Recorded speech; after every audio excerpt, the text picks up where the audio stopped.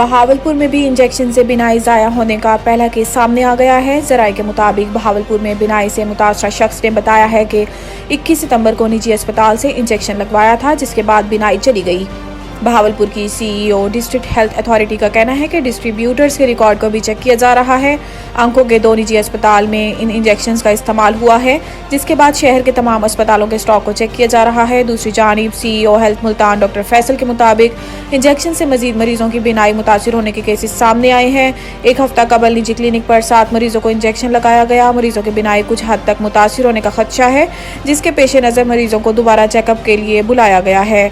Islamabad high court का chairman PTI को Adiala jail मुंतकिल करने का हुक्म। चेयरमैन पीटीआई की जेल सहूलियात से मुतालिक दरखास्त पर समाअत chief justice Islamabad high court Aamir Farooq ने की।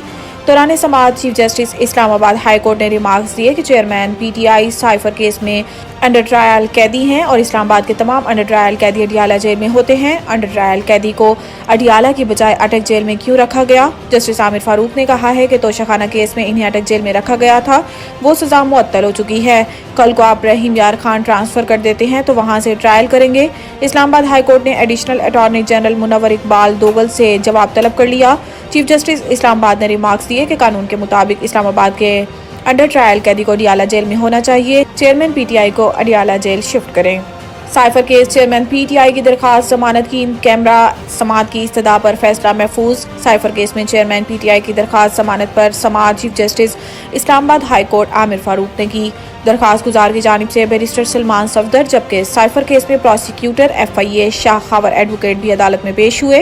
प्रोसिक्यूटर शाह खावर एडवोकेट ने दौरान समाअत कहा कि ऑफिशियल सेक्रेट एक्ट के तहत ट्रायल हो रहा है। चाहता हूँ कि पिटिशनर के वकील दलाइल दें तो अदालत के सामने कुछ मारूजात रखूं।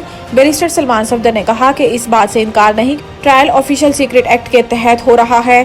इस केस के जेल ट्रायल की वजह से सिक्योरिटी खदशात बताए गए हैं। अगर अदालत समझे तो अदालत से गैर जरूरी अफराद को बाहर निकाला जा सकता है। शाह खावर एडवोकेट ने इस्तदा की कि बैरिस्टर सलमान सफदर ये दलाइल कर लें, जब मैं दलाइल दूं तो इन कैमरा प्रोसीडिंग कर लें। Chief justice Islamabad high court ने रिमार्क्स दिए कि केस का रिकॉर्ड देख लूं, फिर तय करेंगे कि इसको किस तरह लेकर चलना है। रिकॉर्ड देखकर ऑर्डर पास करूंगा, करना क्या है। फवाद चौधरी की इलेक्शन कमीशन कार्रवाई के खिलाफ दरखास्त मुस्तरद। तौहीन इलेक्शन कमीशन के इल्जाम में फवाद चौधरी के खिलाफ इलेक्शन कमीशन की कार्रवाई के खिलाफ दरखास्त इस्लामाबाद हाई कोर्ट ने मुस्तरद कर दी। Chief justice Islamabad high court justice Aamir Farooq ने महफूज फैसला सुनाते हुए फवाद चौधरी की दरखास्त मुस्तरद कर दी। वाज़ेह है कि फवाद चौधरी ने 2 फोरम्स पर कार्रवाई करने को चैलेंज कर रखा था।